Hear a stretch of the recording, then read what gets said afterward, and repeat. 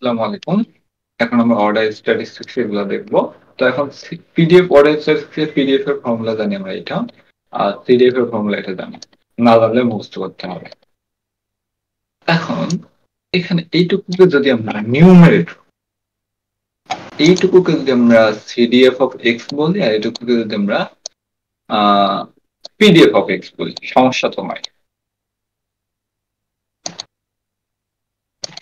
এখন 3 নম্বর প্রবলেমটা একটু পরে করবো, এর আগে আমরা 4 নম্বরে আসি। 4 নম্বরে কি হয়েছে, এখানে এই যে F of R colon N, এটা আমরা ইউজ করতেছি নর্মাল ডিস্ট্রিবিউশন, ইউনিফর্ম ডিস্ট্রিবিউশনের জন্য। সেমটা আমরা ইউজ করতেছি আর কই কই।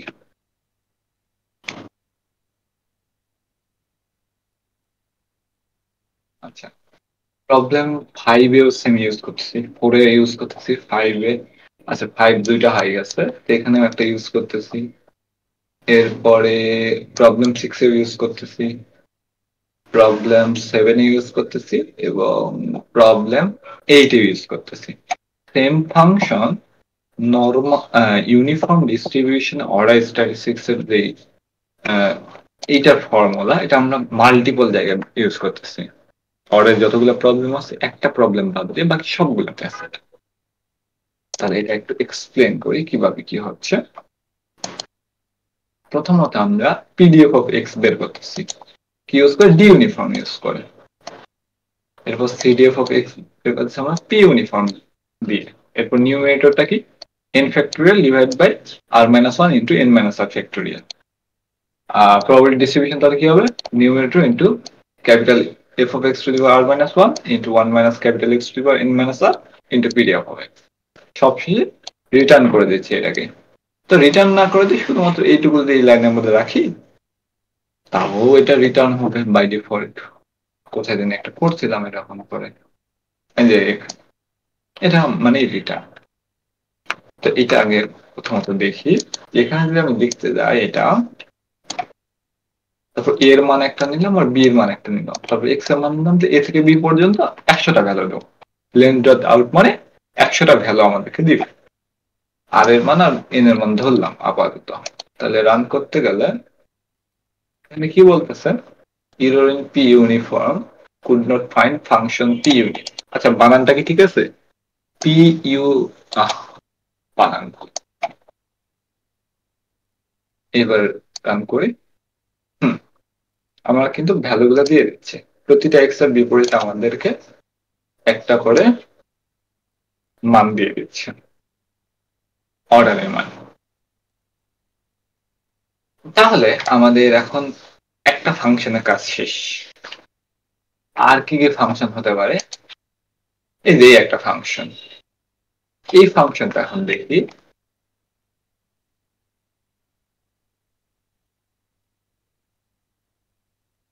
কোথায় ইউজ হয়েছে, প্রবলেম 3-এ। ভ্যালু লেখা আছে এই জন্য। তো এক্স আর এন এ বি, তাহলে প্রথমত সিডিএফটা ক্যালকুলেট করে দিতে হবে আমাদেরকে। এই যে এখানে আমরা সিডিএফটা প্রথমত ক্যালকুলেট করে নিলাম, ক্যাপিটাল এফ অফ এক্স এর মান। এরপর আমাদের কি কি করতে হবে, একটা সামেশন বের করতে হবে। সামেশনে ইনিশিয়াল ভ্যালুটা 0 ধরে নিলাম, আর সাম চলবে কত, জে থেকে, মানে জে ইকুয়াল আর থেকে এন পর্যন্ত। প্রতিবার সামের ভ্যালু কি হবে, আগের sum plus N C J into CDF to the power J into 1 minus CDF to the power N minus J. আর এন সি জেটাকে কিভাবে লিখবো, চুজ এন কমা জে। তবে এভাবে যখন আমাদের ভ্যালুগুলা বের হয়ে যাবে, এরপর আমরা এটাকে কি করে দেবো, রিটার্ন করে দেব। তো এটা একটু আমরা দেখি। আচ্ছা, এখানে এক্স এর এতগুলা মান না বসে এক্স এর জাস্ট একটা মান বসে, 1 বসাবো। বসে দেখি এটা কি মান দিচ্ছে। তাহলে এফ অফ আর কোন এর মান হবে 0। যদি আমি এখানে 0.5 বসাতাম, তাহলে কি হতো, আমার একটা মান আসতো অর্ডার। তো এরকম করে মান আসছে। তাহলে আমরা এখন নতুন যে ফাংশনটা আছে ওটা এখন ইউজ করব, যেটা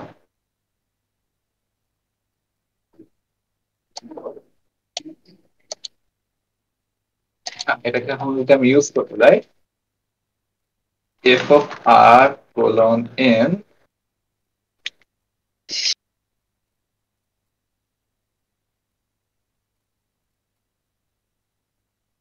ভ্যালু, এখানে আমরা এক্স এর একটা মান দিলাম, এক্স এর মান দিলাম 1, আর এর মান দিলাম 1, এন এর মান দিলাম 7, এ বি আছে, এ বি তো ডিফাইন করাই আছে।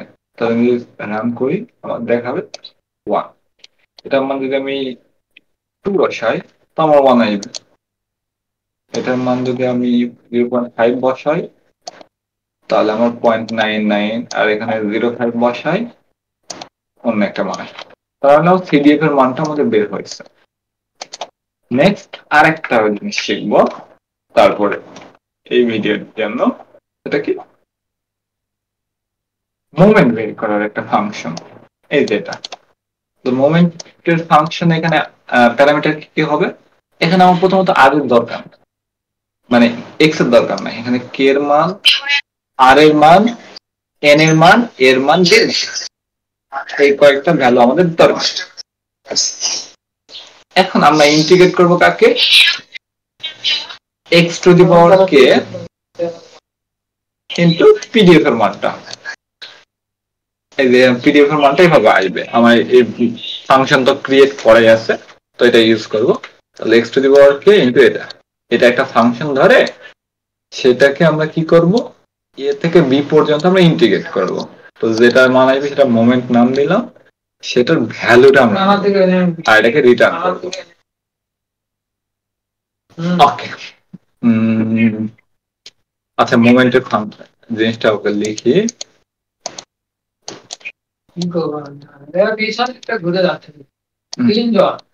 আর কোলন এন, এটা তাহলে আমাদের কি হবে, ইন্টিগ্রেশন অফ এক্স আর, আচ্ছা শুধুমাত্র এক্স নিলে হয় এটা, এটা আমার কে যদি র মোমেন্ট হয় তাহলে এখানে কে নিব, আচ্ছা এই পাঁচটা মুছে দেই, কে র মোমেন্ট, তাহলে কে গুণ করবো into F of R colon N of A, একে থেকে কই করব, আমাদের এক্স এর লিমিট এ থেকে বি পর্যন্ত, একে ইন্টিগ্রেট করব, ওইটাই আমরা করছি এখানে। এ থেকে বি পর্যন্ত ইন্টিগ্রেট করব কাকে, এক্স এর ফাংশনটাকে, এখান থেকে ভ্যালু নেব। তাহলে এই তিনটা ফাংশন ইউজ করে আমরা মোটামুটি সবগুলাই করব, জাস্ট দুই একটা এক্সট্রা থাকতে পারে। So thank you.